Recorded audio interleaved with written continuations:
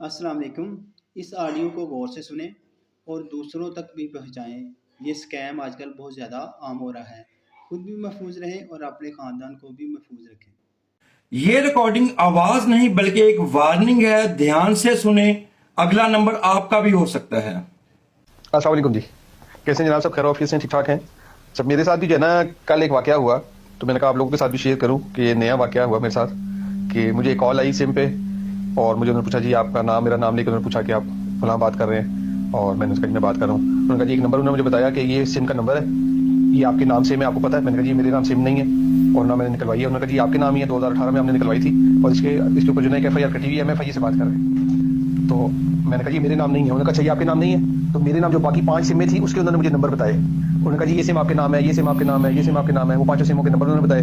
फिर उन्होंने मुझे कहा कि ये आपका ID कार्ड नंबर है, ये आपका एड्रेस है, यही है? मैंने कहा जी यही है। तो उन्होंने कहा जी जो पहली सिम हमने आपको बताई है ना जिसपे FIR कटी हुई है, वो भी आपके नाम पे ही है, लेकिन आपको पता नहीं है कि वो कहाँ मिसयूज हुई है और उस पर जो है FIR हुई है।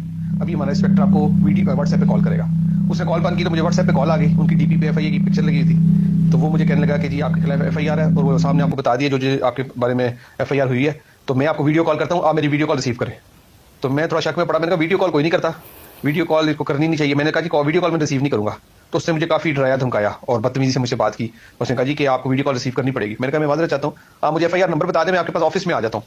उसको मेरी लोकेशन भी पता थी कि मैं इस्लामाबाद में नहीं हूँ। तो वो मुझे कहने लगा जी मुझे आप 2 घंटे में कैसे मेरे पास पहुंचेंगे, मुझे आप 2 घंटे में मेरे ऑफिस में चाहिए। तो मैंने उसको जाहिर कराया कि जैसे मैं इस्लामाबाद में, मैंने कहा जी आप मुझे बताएं, मैं 2 घंटे में आपके पास आ जाता हूँ। उसने मुझे जो ना कहा कि मैं आपको लास्ट टाइम वार्न कर रहा हूँ, आप वीडियो कॉल मेरे रिसीव करें। मैंने कहा जी मैं वीडियो कॉल रिसीव नहीं करूंगा, आप ऐसे मुझे बता दें कि आपने मुझे क्यों देखना है। उसने कहा जी मैंने वेरिफिकेशन करनी है। तो मैंने कहा जी वेरिफिकेशन ऐसे नहीं होती, वीडियो कॉल पे कौन वेरिफिकेशन करता है? तो वो आगे से गुस्सा हुआ, नाराज हुआ, मुझे कहने लगा अच्छा आप मुझे बताएंगे कैसे वेरिफिकेशन होती है? तो अगर आप वीडियो कॉल रिसीव नहीं करते तो फिर हम आपको बताएंगे कि हम आपको कैसे 2 घंटे में अपने दफ्तर लेके आते हैं। खैर उसने मुझे कहा कि मैं आपको ना आपका FIR नंबर सेंड कर रहा हूँ, आप चेक करने, आपकी FIR मैं आपको सेंड करूँ। तो उसने मुझे एक दिन व्हाट्सएप पे मैसेज आया और उसमें मैसेज में ये लिखा हुआ आया, ऊपर ही लिखा हुआ था, नीचे FIR वो नंबर था, एक नंबर लिखा हुआ था। उसने मुझे कहा जी आपको FIR मैंने सेंड कर दी है PDF फाइल में, तो ये आपके पास FIR नंबर आ गई, आप सिर्फ इसको वेरीफाई कर दें कि आपके पास FIR नंबर क्या आई है। तो वो मैंने देखा तो उसके ऊपर मैसेज लिखा हुआ था कि आपका फोन का डेटा जो है दूसरे फोन में ट्रांसफर होने लगा है और ये उसका कोड है, तो ये कोड आप किसी के साथ शेयर ना करें। तो वो तो मैंने मैसेज पढ़ लिया। तो मैंने कहा जी ये तो इसमें लिखा हुआ है कि आप मेरा डेटा से ट्रांसफर करने लगे। उसने कहा जी FIR नंबर है, आप इसको फौरन मुझे बताएं कि ये क्या FIR नंबर आपके पास आया है। तो मैंने कहा जी ये मैं आपको नहीं बता सकता, अब मैं आपके ऑफिस आके आपको बताऊंगा। खैर उसने फोन बंद कर दिया। काफी मैं उस पर ट्राई करता रहा उसके पास नंबरों पे, लेकिन वो नंबर डायल नहीं हुआ।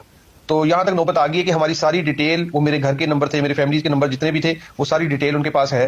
तो यहां तक नौबत आ गई है कि अब हर आदमी जो है ना इस तरह से कॉल करके और फ्रॉड करने की कोशिश कर रहे हैं। तो मैंने कहा मैं आप भाइयों से भी शेयर करूं कि आप खुद भी इसे इन्फॉर्म आपको करूं और आप खुद भी मुतनब्बे रहें और लोगों को भी इन्फॉर्म करें कि आजकल ऐसे बहुत सारे फ्रॉड हो रहे हैं। अल्लाह हम सबकी हिफाजत करे। जज़ाकल्लाह। अस्सलाम वालेकुम रहमतुल्लाह। याद रखें, कोई भी इदारा, FIA, PTA या कोई भी बैंक फोन पर आपसे कभी भी जाती मालूमात नहीं लेता, ना आपसे OTP मांगता है। ये बात अपनी बहन, बीवी, बच्चों को, अपने वालिदैन को, सबको ये बात बताएं, क्योंकि ये जो इसका नुकसान है ये सिर्फ एक बंदे का नहीं, पूरे खानदान का होता है। और अगर आपको कोई ऐसी कॉल आती है, यहाँ कॉल फौरी बंद कर दें, नहीं तो करीबी थाने में या FIA के ऑफिस में इसकी इतला करें। खामोशी मुजरम की हिम्मत को बढ़ाता है।